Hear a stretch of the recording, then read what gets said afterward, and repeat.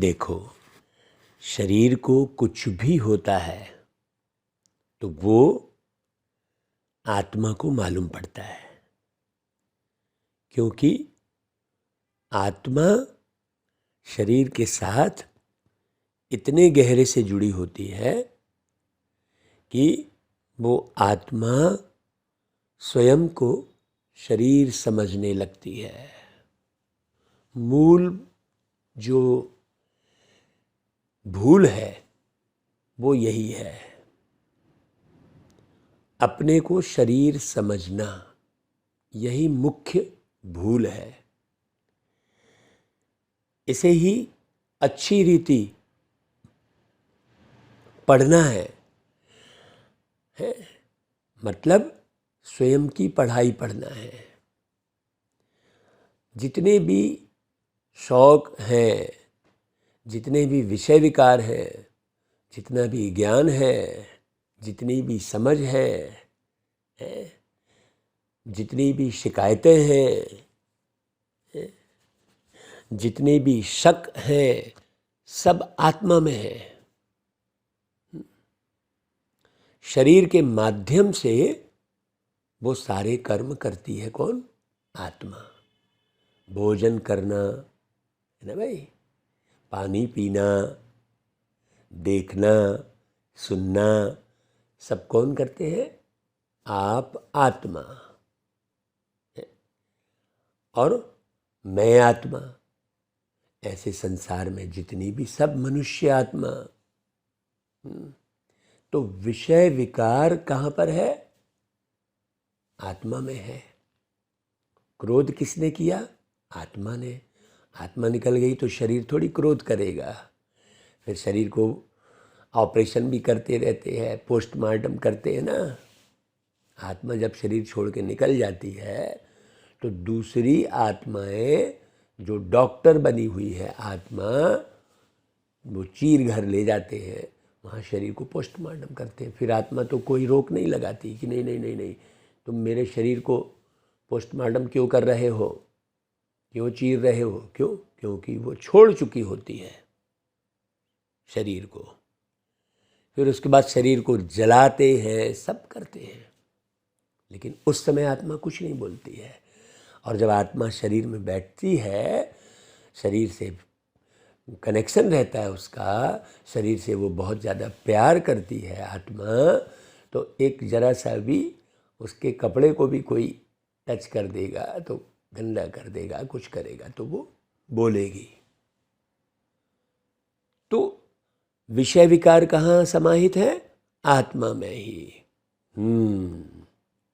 जैसे आत्मा एक शरीर में जीवन जीते जीते शरीर बूढ़ा हो जाता है, लेकिन आत्मा के अंदर जो विषय विकार रहते हैं, अब शरीर बूढ़ा हो गया, अब वो विषय विकारों का उपयोग नहीं कर पा रही है, शरीर कमज़ोर हो गया, तो वो क्या, उसके अंदर भाव क्या आते हैं कि वो अपने बच्चों में वो विषय विकार देखती है।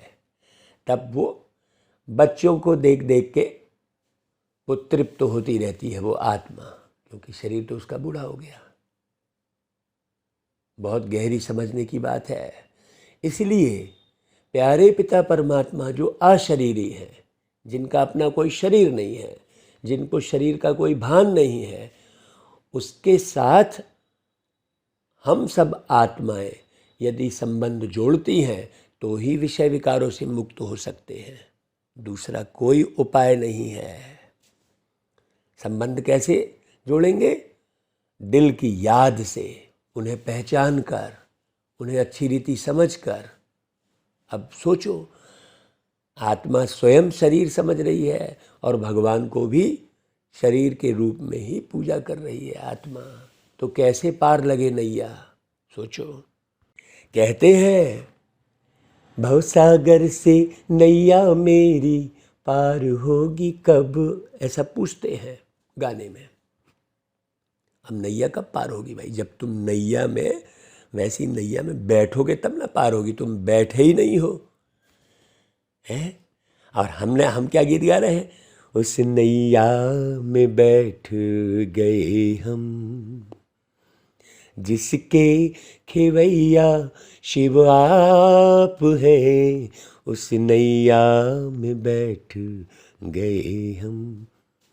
तो कौन सी नैया है भाई? वो ज्ञान की नैया है, वो समझ की नैया है ना? वो धारण करने वाली नैया है, माने ज्ञान को धारण करने वाली नैया है। और क्या है ना? बड़ी गहरी समझने की बात है। तो बाबा कहते हैं, मीठे बच्चे, देह अहंकार छोड़ देही अभिमानी बनो। है ना? एक मात्रा का फर्क है। एक है देह अभिमान और दूसरा है देही अभिमानी। है ना भाई? इस एक मात्रा का ही पुरुषार्थ है। बाबा कहते, अपने कल्याण के लिए याद का चार्ट नोट करो कि आपको कितने समय बाबा की याद आती है, बाबा की याद सताती है, बाबा के साथ का अनुभव होता है कितने समय। ऐसा नहीं कि कुछ प्राप्ति हो गई तो बाबा के साथ का अनुभव हो गया है। मतलब वो सारी जिंदगी वो परमात्मा प्राप्ति ही कराते रहेंगे क्या? जब प्राप्ति का अनुभव हुआ तब बाबा की याद आई, हाँ वो ईश्वर ने कराया।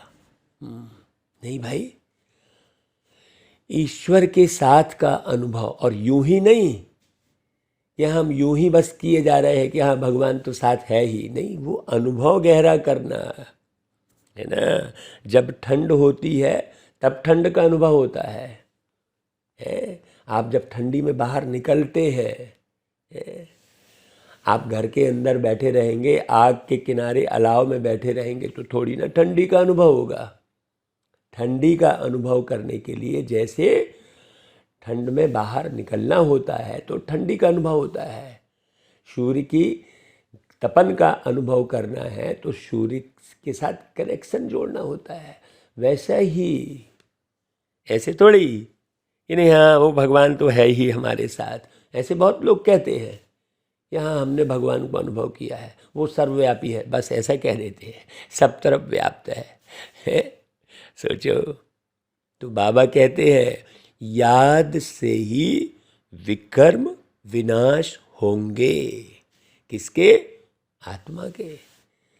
तुम आत्माओं ने, हम आत्मा ने, सबने खूब विकर्म किए हैं जो परमात्मा की याद से ही विनाश होंगे। वास्तव में विनाश किस चीज का करना है? विकर्मों का विनाश करना है, कुकर्मों का विनाश करना है, दुष्ट कर्मों का विनाश करना है ना भाई? कुकर्मी का विनाश तो होता ही नहीं है, कुकर्मों का करना है ना? दुष्ट का विनाश नहीं होता, दुष्टता का विनाश करना है। रावण नहीं मरता, रावणता का विनाश करना है।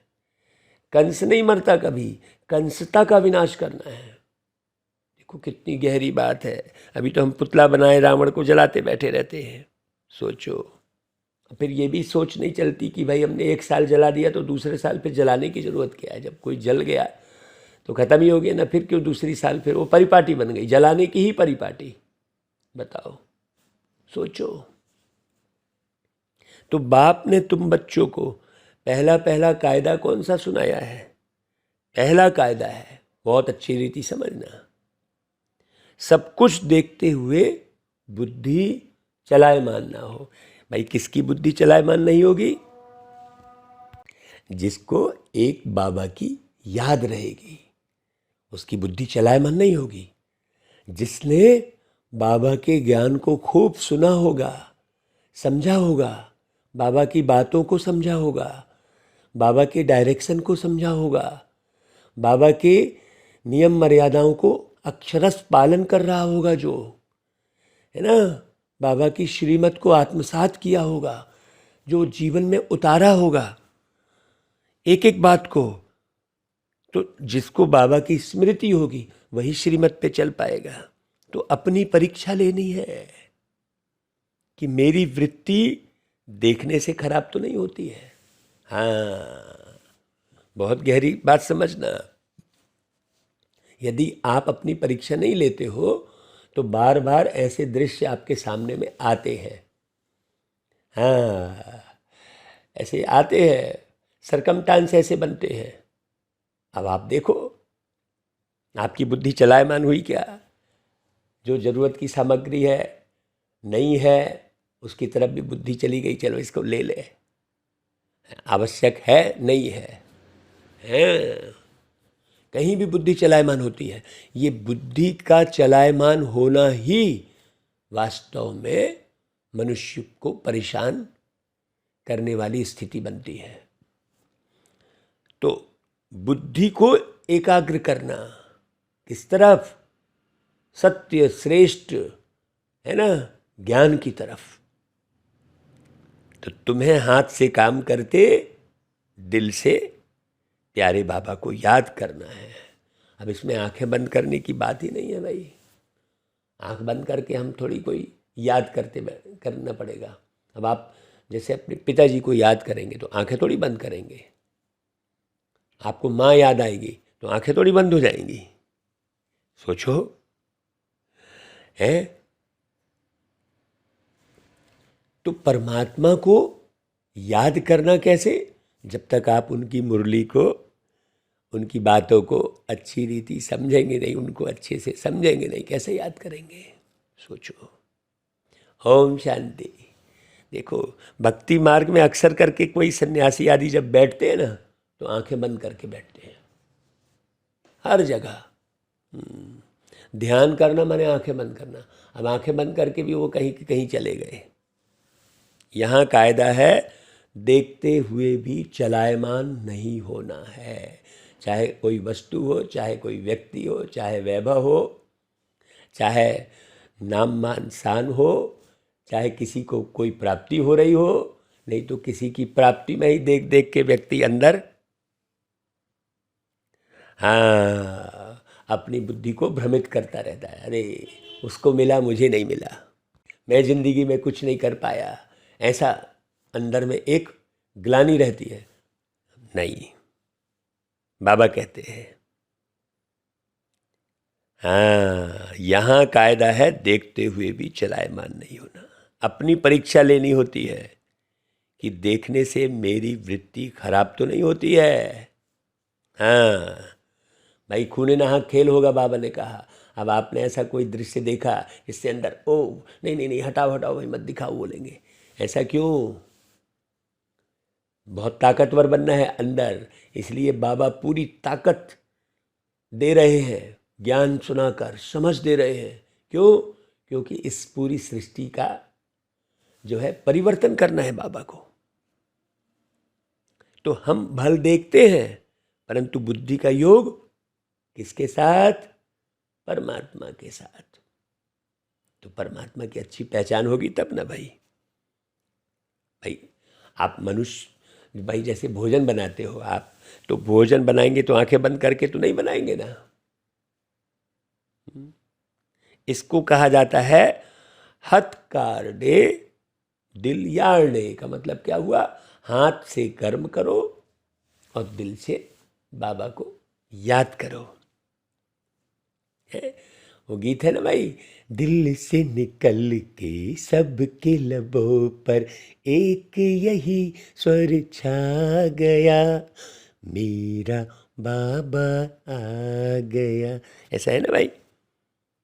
तो कर्मेंद्रियों से काम लेते रहो, परंतु याद बाप को करो। तो उस बाप की अच्छे से पहचान होनी चाहिए ना भाई। वो बाप विदेही है, वो बाप पूरे चक्र में एक बार ही आते हैं। ये गहरी समझ चाहिए ना। कल्प में एक ही बार बाबा जमी पर आते हैं, हम आत्माओं को पावन बनाते हैं। ऐसा करके भी गीत बनाए थे भाई। सोचो। तो कर्मेंद्रियों से काम लेते रहो। जैसे स्त्री है, भोजन बनाती रहेगी, याद किसको करती रहेगी? पति को, कि भाई पति के लिए भोजन बनाती है। हाथ से काम करती रहेगी, लेकिन बुद्धि में होगा कि मैं पति के लिए भोजन बनाती हूँ। तो तुम बच्चे बाप की सर्विस में हो। बाबा कहते हैं बच्चे मैं तुम्हारा ओबीडिएंट सर्वेंट हूँ। देखो बाबा क्या बोल रहे हैं, विश्व के मालिक क्या बोल रहे हैं। अभी बाबा हमें पढ़ाकर वास्तव में परमात्मा की याद की विधि सिखा रहे हैं। आपको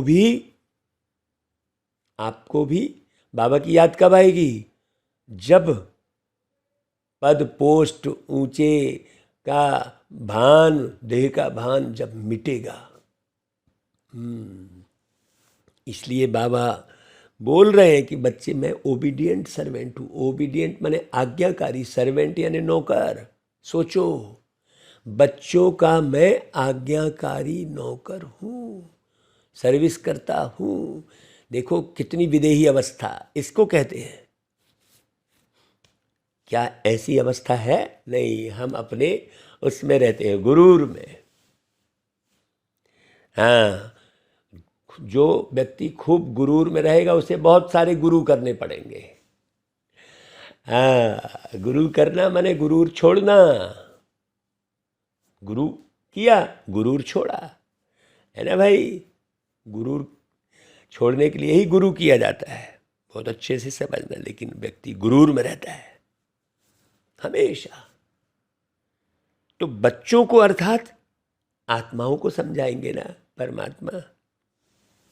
आत्मा कहेगी ना स्वीट फादर,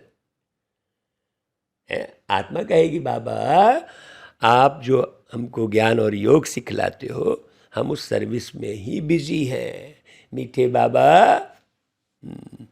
और आपने डायरेक्शन दिया है कि गृहस्थ व्यवहार में रहते कर्म करते घड़ी घड़ी मुझे याद करते रहो। ये बाबा का रोज का डायरेक्शन है।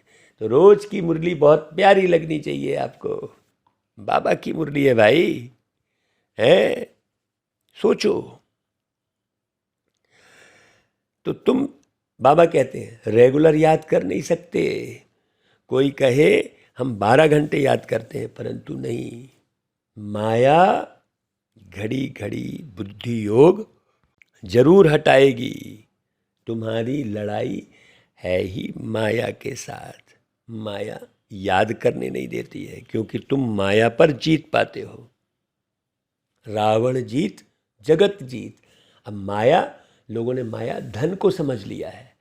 लोगों ने माया मोह कहते हैं, मैंने रिश्ते नातों को माया समझ लिया है, इस संसार को माया समझ लिया है। नहीं, आत्मा के अंदर माया समाई हुई है। कौन? वो विषय वासना, मुख्य माया। है ना भाई। भाई राम भी जगत जीत थे। कोई केवल एक रावण पर जीत हासिल किए या लंका पर जीत हासिल किए राम जी? नहीं, पूरे जगत पर जीत हासिल किए। राम कौन? सारे संसार के लोग विषय विकार में हैं और राम विषय विकारों से मुक्त हैं। बहुत गहरी बात समझना। वो दिखाया है रामचंद्र जी को कि रामचंद्र जी को वैसे ही राजपाट मिल रहा था, तो फिर 14 वर्ष वनवास मिला तो राजपाट बड़े सहज रीति, बड़े खुशी खुशी छोड़ दिया और वस्त्र भी चेंज कर दिए। सोचो, तो ये बड़ी गहरी बात है। अपना मान सम्मान त्याग कर जीवन जीना, ओबीडिएंट सर्वेंट बनकर सबके हम कौन हैं?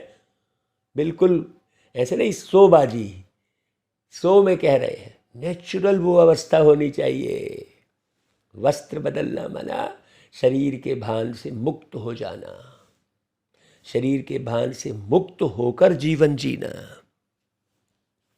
तो राम केवल लंका पर जीत हासिल नहीं किए, पूरे जगत पर सारे के सारे विषय विकारों में है। और हम बच्चे विषय विकारों से मुक्त होने का पुरुषार्थ कर रहे हैं। रामचंद्र जी ने भी 14 वर्ष पुरुषार्थ किया। है कि नहीं भाई? तो हम पुरुषार्थ करके क्या बन रहे हैं? सूर्यवंशी चंद्रवंशी बन रहे हैं। जैसे राम थे, तो जो इन आँखों से देखते हुए बुद्धि बाप के साथ रखेगा, बहुत गहरी बात, उसी के अंदर के विषय विकार खत्म होंगे। तो देखना है, मेरे को कोई चलायमानी तो नहीं आती है किसी भी किस्म की। हाँ, बाप को पूरा याद करना है।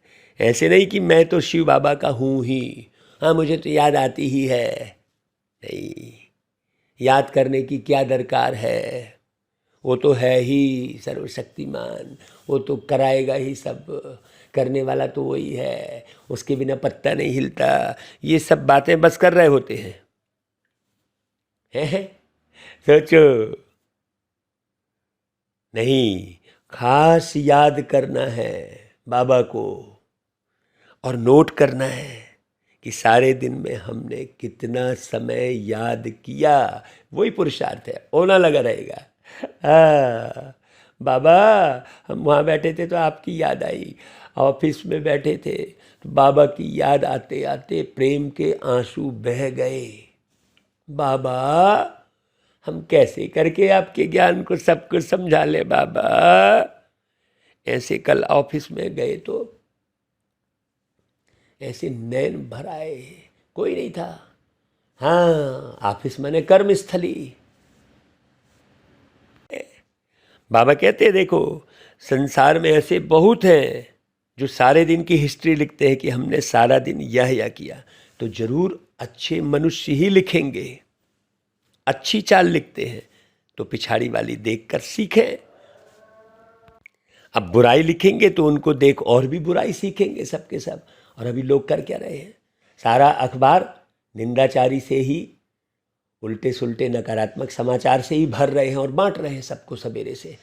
माने नकारात्मकता को फैलाने में सब सहयोगी बन रहे हैं, सोचो। और सकारात्मक को फैलाने के लिए कोई है ही नहीं, सोचो है कैसे श्रेष्ठ दुनिया का निर्माण होगा। और बोलेंगे नहीं अच्छा नहीं है, अच्छा नहीं है, अरे करेंगे तब तो अच्छा बनेगा भाई, है? सोचो, है? अब बाप बच्चों को राय देते हैं कि तुमको चार्ट रखना है कि भाई मैंने बाबा को कितना याद किया, कब बाबा याद आया, कैसे याद आया। जैसे हम आपको बताते हैं ना कि नहा रहे थे तो बस यही गीत बन रहा था, किसी की नजर मुझ पर पड़े ना पड़े, प्रभु की नजर का हुआ है असर। ऐसे गीत गाया, लिखा, नहाते नहाते ऑफिस में बैठे, बाबा की याद आई, लगा भाई ये सांस का तो कोई भरोसा नहीं है। हर पल बाबा को याद कर लो, तो गीत बन गया ऑफिस में बैठे बैठे टेबल बजाकर, इन सांसों का क्या है भरोसा, जाने कब ये साथ छोड़ दे। ये बात समझ में आई गहरे से, तो वो गीत बना, है ना भाई? बहुत गहरे से समझना। दिल की आह को कोई नहीं जानेगा, पर पल में प्रभु की याद से सारी आह समाप्त हो जाती है। लेकिन एक्यूरेट याद होनी चाहिए, समझ वाली याद। तुम भी जगा लो ज्ञान की ज्योति, अतीन्द्रिय सुख पालो, यही आधार है प्रभु से मिलन का, अपने दिल के तार जोड़ दे। ऐसा करके गीत गाया था ना भाई, तो याद का चार्ट। हाँ, तो नॉलेज तो बहुत सहज है, सृष्टि चक्र का नॉलेज, झाड़ का नॉलेज, नॉलेज तो सहज है, लेकिन हम बाबा की याद कितना कर रहे हैं, सोचो। भारत का प्राचीन राजयोग मशहूर है, भक्ति मार्ग में अनेक प्रकार के हठ योग सिखलाते हैं। उन्होंने को यह पता ही नहीं है कि बाप से कौन सा योग सीखना है, बाप से संबंध जोड़ने के लिए, और बाप ने कौन सा योग सिखलाया था। अब गीता में भल कोई कोई छोटे मोटे अक्षर हैं जैसे मन मना भाव, लेकिन मन मना भाव का अर्थ भी थोड़ी सब कोई जान रहे हैं, सोचो। देह सहित देह के सब संबंध छोड़ मामेकम याद करो, ये लिखा है। अब उनके लिए सर्वव्यापी कहना यह तो रॉन्ग हो जाता है ना भाई, है। अब आप अपनी माँ को याद करेंगे तो कोई पार्टिकुलर स्थान में याद करेंगे ना भाई, ऐसे थोड़ी माँ को सर्वव्यापी समझेंगे। अपनी माता को, अपने पिताजी को सर्वव्यापी समझेंगे क्या? तो फिर वो पिता कैसे सर्वव्यापी होगा? अरे भाई बड़ी गहरी बात समझने की है। पत्थर बुद्धि होने के कारण कुछ भी अर्थ नहीं समझते। सर्वव्यापी कह दिया तो कोई याद ही नहीं कर सकता, फिर कहाँ याद करेगा? अब हम बाबा को याद करते हैं तो परम धाम में बाबा को याद करते हैं, मेरे बाबा वहाँ बैठे हैं, तो बुद्धि कहाँ चली जाती है? दुनिया से उस पार। अभी तो बुद्धि यहीं लटकी है, यहीं लटकी है। ये मूर्ति, ये मंदिर, ये गुरुद्वारे, ये चर्च, बस यहीं लटकी है बुद्धि। बुद्धि तो भगवान के पास पहुंची नहीं जहाँ भगवान रहते हैं। सोचो, नहीं तो किसी ने प्रकृति को ही भगवान समझ लिया, जड़ को, जबकि वो सतचित आनंद स्वरूप है ना। तो बाप समझाते हैं, बच्चे मुझ बाप को याद करो। जिस तन में बैठे हैं बाबा और बोल रहे हैं, बाबा स्पष्ट कह रहे बच्चे, यह देह भी मेरी नहीं है, और तुम जिस देह में बैठे हो वो भी तुम्हारी थोड़ी है।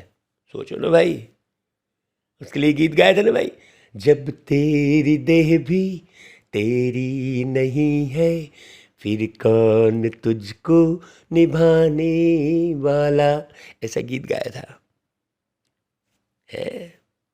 सोचो, तो जिस तन में बैठे हैं वो भी दूसरी आत्मा की है। परमात्मा का तो अपना कोई तन ही नहीं है, और आप परमात्मा को देह के रूप में याद कर रहे हो। कितना रॉन्ग हो गया भाई। श्री कृष्ण जो है वो एक आत्मा है, श्री कृष्ण शरीर का नाम है, वो तो नहीं कह सकती ना। तो निराकार, जिनका कोई आकार नहीं है, वही बाप भी कहते हैं अपने को आत्मा अशरीरी समझो। है, तुम अशरीरी आए थे, माने शरीर रूपी वस्त्र नहीं पहने थे जब तुम ऊपर से नीचे आए थे, तो नंगे आए थे, मतलब शरीर रूपी वस्त्र पहने नहीं थे। अब बाबा ने जब ऐसे समझाया तो बहुत लोग ये वाला वस्त्र उतार के नागा बन गए। अब वो सोचो क्या समझ लिया। कितने ऐसे लोग हैं जो नागा घूमते रहते हैं। भक्ति मार्ग में सब अयथार्थ उठा लिया है। बाप ने कहा अपने को देह से अलग समझो, अशरीरी, हल्के, लाइट, सितारे, यही मुख्य बात है। देह अहंकार छोड़ो, देही अभिमानी बनो। सारी आयु तुम अपने को देह ही समझते आए हो। भाई देह बूढ़ी हुई है, बूढ़ा हो गया, चल नहीं पा रहा हूँ, ऐसा भाई है। समय के हिसाब से शरीर का जो वोकल कॉर्ड है वो भारी होता चला जाता है। क्यों? क्योंकि बढ़ता चला जाता है। जब छोटे रहते हैं तब आवाज़ पतली रहती है। वोकल कॉर्ड अलग है शरीर का, है ना भाई। जैसे माइक होता है, माइक धीरे धीरे पहले बढ़िया रहता है, आवाज़ अच्छी आती है, फिर धीरे धीरे घर घर घर घर करने लगता है, ख़राब हो जाता है। फिर कहते रहे ये माइक ख़राब हो गया, नया लाओ, कहते हैं रे भाई। तो अभी यह अंतिम जन्म है। कौन बोल रहे हैं? प्यारे पिता परमात्मा। हाँ, अभी तुमको देही अभिमानी बनना है, मुख्य पुरुषार्थ। फिर तो धीरे से बाद में फिर देह अभिमान आ ही जाएगा अपने आप। हाँ, सतयुग में देवताएं आत्माभिमानी थे। उनको मालूम रहता था कि हम एक शरीर छोड़ दूसरा लेंगे। बिल्कुल ऐसी स्थिति बनानी है। खुशी से पुराना शरीर छोड़ नया लेते हैं सतयुग में। सतयुग मतलब सत्य अवस्था में रहना, आत्मीय अवस्था में। सन्यासी तो भाई ये सब सिखला नहीं सकते। सोचो, वह काल को तो जीत नहीं सकते। तुम बच्चे काल पर जीत पाते हो। वह निवृत्ति मार्ग वाले हैं, वह फिर अपने सन्यास धर्म में आएंगे वापस। वो आत्मा प्रवृत्ति मार्ग में तो आ नहीं सकते। वह भी भारत के लिए अच्छा ही धर्म है, पवित्र तो बनते हैं, कम से कम विषय वासना तो छोड़ते हैं। तो भारत की महिमा इतनी बड़ी है जितनी भगवान की महिमा है, बाप की महिमा है। तो भारत ही पवित्र था। हाँ, अभी पहचानो अपने उस भारत को। कहते हो मेरा भारत महान, मेरा भारत महान, और जहाँ देखो वहीं घमसान लगा हुआ है? इसके ऊपर भी हमने एक कविता लिखी थी, है? साधु संत ऋषि मुनि नेता अभिनेता जितने भी धनवान गरीब सब हैं परेशान, फिर भी कहते हैं मेरा भारत महान। बताओ कैसा, कौन सा भारत महान? ये समझना, भारत पवित्र था, भारत सबका तीर्थ स्थान है, सब मनुष्य मात्र की अभी सदगति होगी। कहते हैं गॉड फादर इज लिबरेटर, ऐसा इंग्लिश में कहते हैं। तो काहे से लिबरेट करते हैं भाई? दुख से लिबरेट कर शांति धाम ले जाते हैं, परम धाम, निर्वाण धाम, परलोक। सबको जाना है परलोक। अगर भारतवासियों को मालूम होता तो सर्वव्यापी नहीं कहते, परलोक का पता होता तो। हाँ, कहते हैं परलोक चला गया, लेकिन परलोक में है कौन? परलोक में ही वो परमात्मा है। परलोक में रहते हैं परमात्मा, इस लोक में रहते हैं हम सब आत्माएं। एकदम स्पष्ट है। भाई शिव जयंती मनाते हैं तो निराकार की पूजा करते हैं ना भाई, शिव की पिंडी की। शिव की पिंडी में जल ढारने जाते हैं ना, कांवर लेते हैं ना, है? सोचो, अब इसका बड़ा गहरा रहस्य है। बस अब वही कह रहा हूँ ना, परिपाटी चला दिए बस। अब नंगे आए थे, बाबा ने कहा, तो यहाँ के वस्त्र उतार दिए बहुतों ने। सोचो, तो गाते भी हैं, हे पतित पावन आओ हमको पावन बनाओ। कहते भी हैं, हे पावन परमेश्वर मेरे, मन ही मन शर्माऊं, मैली चादर ओढ़ के कैसे द्वार तुम्हारे आऊं। ऐसा गाते हैं ना भाई, है? तो कौन सी मैली चादर और कौन सा दरवाज़ा? बाबा कहीं ना कहीं तो आते हैं ना भाई, साकार में जो उनका द्वार लगता है। ऐसे थोड़ी मूर्ति बिठा दी तो भगवान का द्वार, अब वो बोल ही नहीं रही है मूर्ति, तो बाबा पर काया प्रवेश करके बोलते हैं, ऐसा दरबार लगाते हैं। तो खुशखबरी सुनो, कितने वर्षों से बाबा का दरबार माउंट आबू की धरती पर शांतिवन में डायमंड हॉल में बाबा का दरबार लग रहा है। तो उस दरबार में पहुंचेगा कौन? जो मैली चादर नहीं रखेगा, मतलब अपनी बुद्धि को मलिनता से बचाएगा, अपने मन को शुद्ध करेगा, वही पहुंच पाएगा। कैसे शुद्ध करेगा? है? दिन में लोभ युक्त, अभिमान युक्त, मोह युक्त काम, और रात में वासना युक्त काम, तो कैसे मिलेगा तुझे राम भाई? तो भारतवासी ही भगवान को सबसे ज़्यादा मानते हैं, पूजते हैं। क्यों? क्योंकि सबसे जास्ती पावन भारतवासी ही बनते हैं। कौन भारतवासी? आदि सनातन देवी देवता धर्म वाले, जिनको आप पूजा कर रहे हो देवी देवताओं के रूप में। सोचो, तुम समझते हो, बिल्कुल राइट बातें हैं। बाकी शास्त्र तो ढेर हैं, हर धर्म वाले अपनी अपनी किताब बनाते रहते हैं। नए नए धर्मों का बहुत मान होता है। भारतवासी द्वापर से ही गिरते आए हैं, या किसी को नहीं मालूम। अभी सब के सब पतित बन पड़े हैं, एक भी आत्मा पावन नहीं बची। सारी दुनिया पतित पावन बाप को याद करती है। ऐसे बाप का जन्म भारत में होता है भाई। इसलिए कहते हैं तुम्हें माता, माने परमात्मा को ही माता कहते हैं। परमात्मा में ही पहला अक्षर पा पिता और आखिरी अक्षर माँ माँ। आत्मा में तो पा शब्द नहीं है, तो माता पिता कौन है? परमात्मा है। इसे अच्छी रीति समझना भाई। सोमनाथ का मंदिर भी यहाँ है। सोम रस पिलाते हैं, तो सोम रस क्या, वो शराब थोड़ी, ज्ञान अमृत पिलाते हैं। हाँ, है ना भाई? बहुत अच्छी रीति समझना है। इनको अगर जान जाए तो सब एक पर ही फूल चढ़ाएं, क्योंकि वह सबका लिबरेटर है। कौन? परमात्मा शिव। भाई हमारा तो एक, दूसरा ना कोई है। अब जैसे मान लो फूल चढ़ाते हो आप मंदिर में, देवी देवता में जाकर फूल चढ़ाते हो। वैसे तो फूल कहाँ चढ़ाते हैं? जब कोई किसी की मृत्यु हो जाती, जब कोई मर जाता है तो फूल चढ़ाते हैं। है, सोचो। तो भाई आप जो है भगवान को फूल चढ़ा रहे हो, अब सोचो क्या कर रहे हो। वास्तव में फूल की तरह बनना है, गुणों की खुशबू भरना है। भाई अब शिव बाबा तो मरते नहीं है ना कभी। सोचो, शिव बाबा तो सबको शांति धाम ले जाते हैं, मतलब कोई भी नहीं मरता। शिव के मंदिर जहां तहां है, मरता कोई नहीं है। आप वो शरीर में फूल चढ़ा रहे होते हो, वो तो दूसरी जगह जाके जन्म लेगा। विलायत में भी शिवलिंग को सब पूजते हैं, परंतु यह पता नहीं है कि हम इनको क्यों पूजते हैं।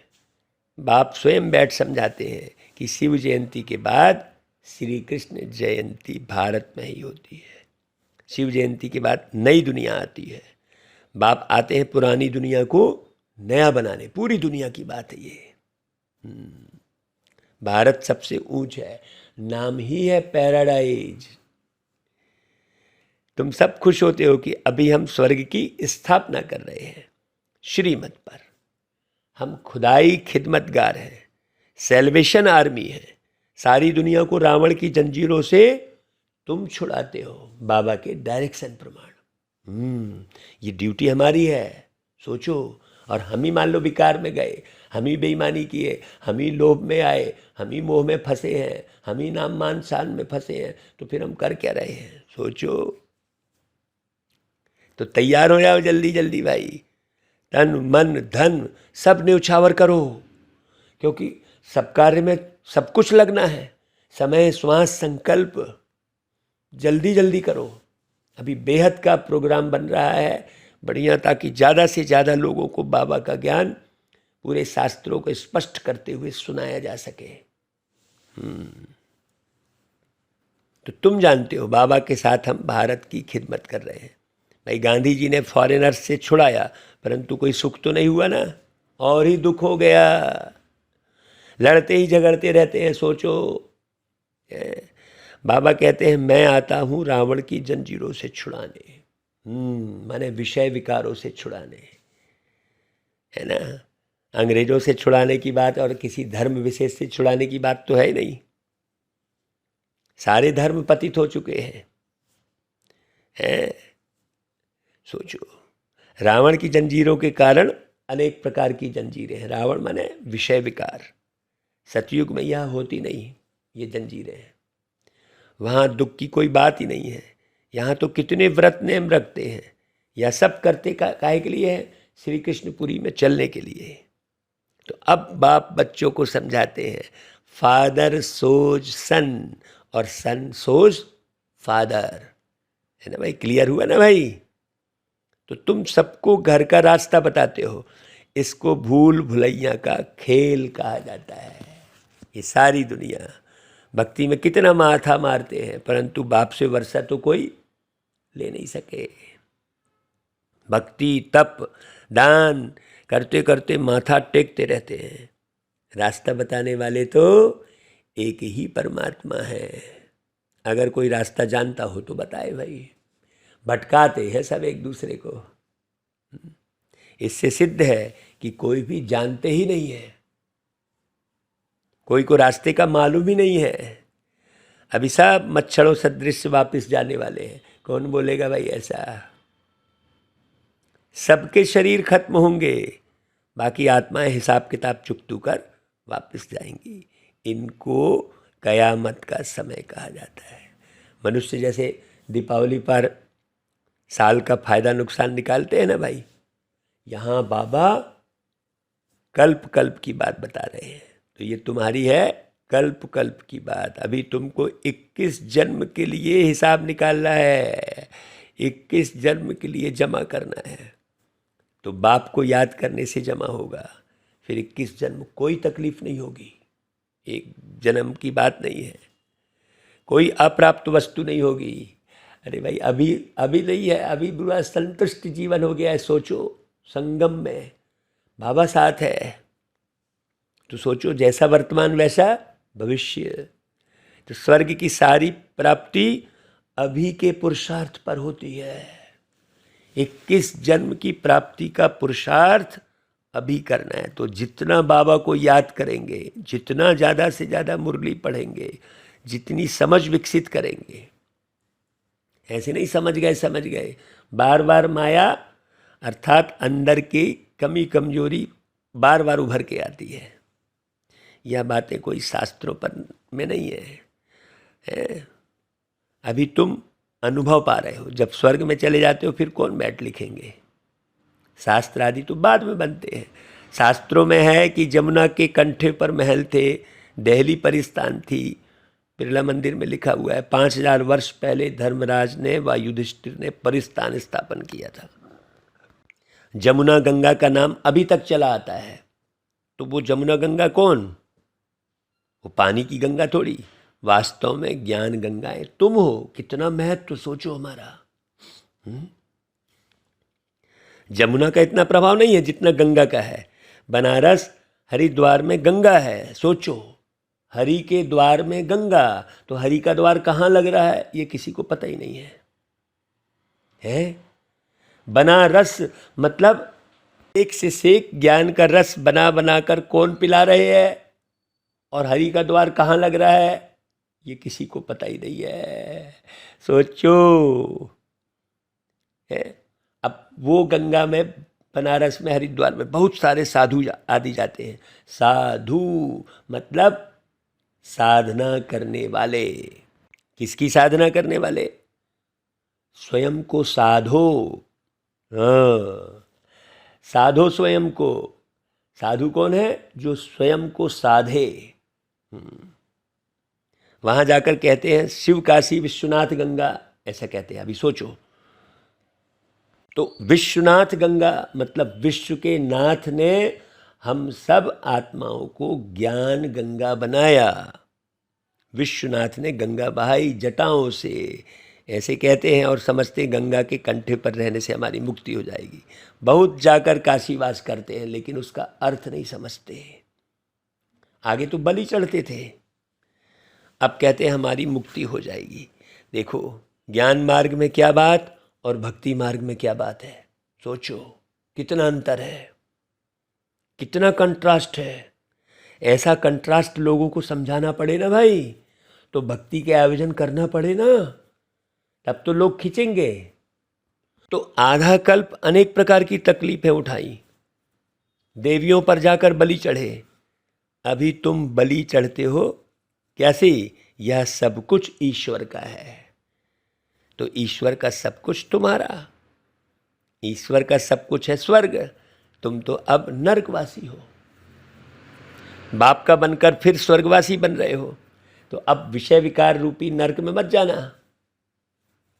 विषय विकार में पड़ी रहने वाली आत्मा नरक में कहलाएगी, और विषय विकार से मुक्त रहने वाली आत्मा स्वर्ग में जाएगी। तो बाबा की श्रीमत पर पूरा चलना पड़े। शिव बाबा को तो मकान आदि बनाना नहीं है भाई, उनको तो कोई मकान में रहना नहीं है, वो तो दाता है। यह सब तो बच्चों के लिए बन रहे हैं ना, जो भी मकान बन रहे हैं।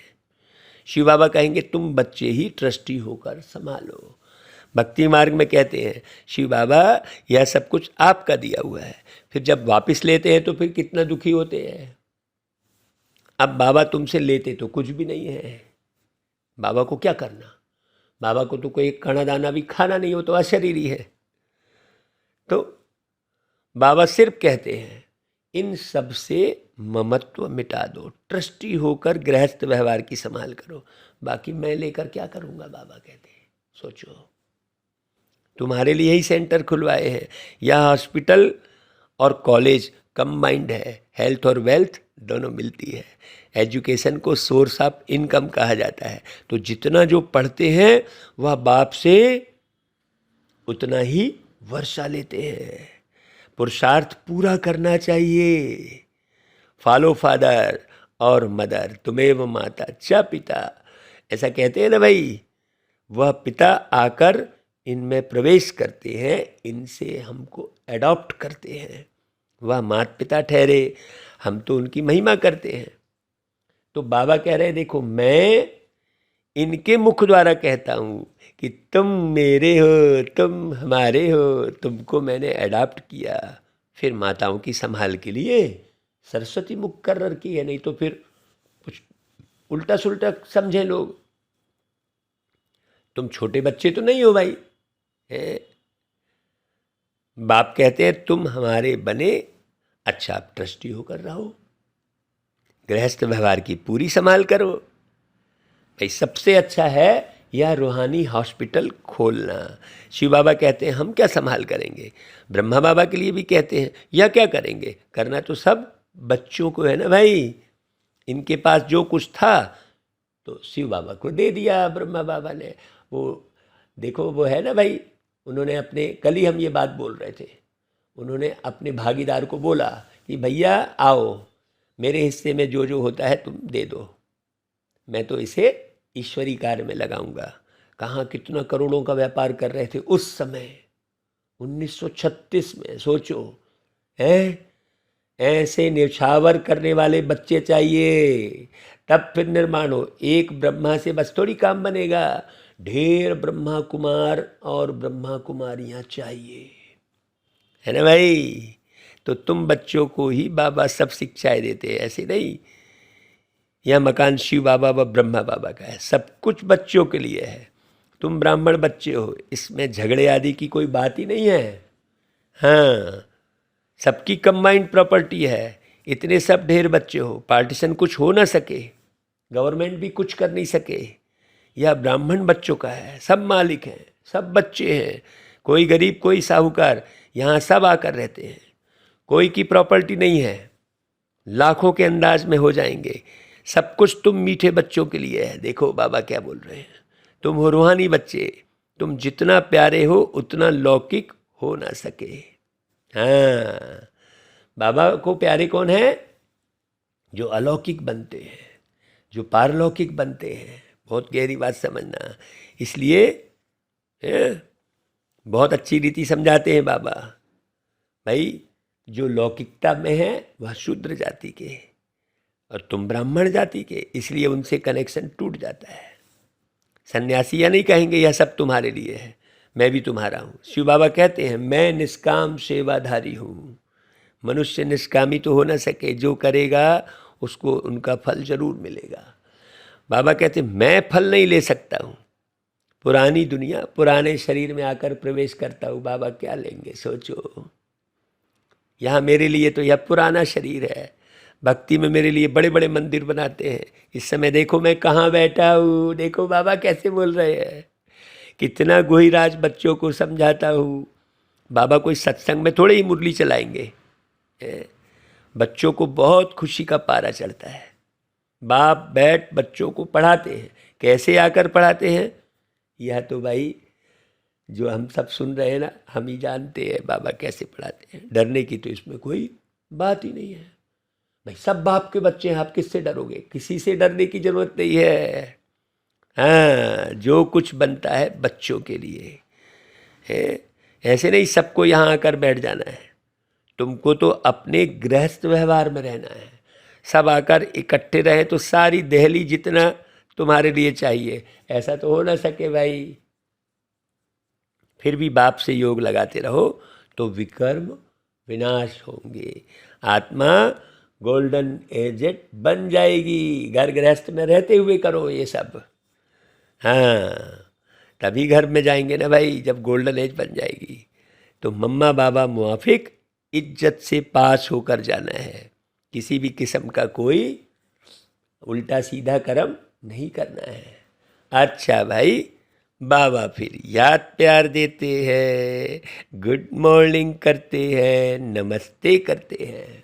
हम बच्चे भी बाबा को सारा दिन याद करें। याद याद अलग चीज़ है, फरियाद अलग चीज़ है ना भाई। बहुत अच्छी रीति समझना। एक है बाबा को याद करना और दूसरा है यादगार स्थान पर जाना। दोनों में बहुत अंतर है ना भाई। अच्छा भाई, धारणा के लिए सार। पहली पॉइंट, श्रीमत पर खुदाई खिदमतगार बनना है ना भाई। बाबा की ही सेवा करनी है। बाप का शो करने के लिए सबको घर का रास्ता बताना है। ये उंगली ऊपर की ओर, ट्रस्टी होकर सब कुछ संभालना है। हाँ, किसी में भी ममत्व नहीं रखना है, संभालना सब कुछ है। माता पिता के मुआफिक इज्जत से पास होना है। अच्छा भाई, वरदान। संपर्क संबंध में आते सदा संतुष्ट रहने और संतुष्ट करने वाले गुप्त पुरुषार्थी भाव। अंदर से संतुष्ट, बिल्कुल। सब कुछ पा लिया है हमने, अब पाना कुछ बाकी नहीं। ऐसा गीत है ना भाई, हमने गाया। तो संगम युग संतुष्टता का युग है। यदि संगम पर संतुष्ट नहीं रहेंगे तो कब रहेंगे भाई। इसलिए ना तो स्वयं में किसी भी प्रकार की खिटखिट हो, ना दूसरों के साथ संपर्क में आने में खिटखिट हो। हाँ, एकदम न्यारे प्यारे है ना भाई, हल्के। माला बनती ही तब है जब दाना दाने के संपर्क में आता है। इसलिए संबंध संपर्क में सदा संतुष्ट रहना और संतुष्ट करना, तब माला के मड़के बनेंगे। परिवार का अर्थ ही है सदा संतुष्ट रहने और संतुष्ट करने वाले। परिवार मतलब जहाँ कोई किसी भी किस्म का वार नहीं होता हो, उसे ही परिवार कहेंगे, है ना। अब काम की चमाट लगी तो क्रोध का वार हुआ, तो लोभ के चंगुल में आए, तो मोह में फंसे हैं, तो अभिमान कर रहे हैं, तो ये तो वार हो रहा है ना भाई।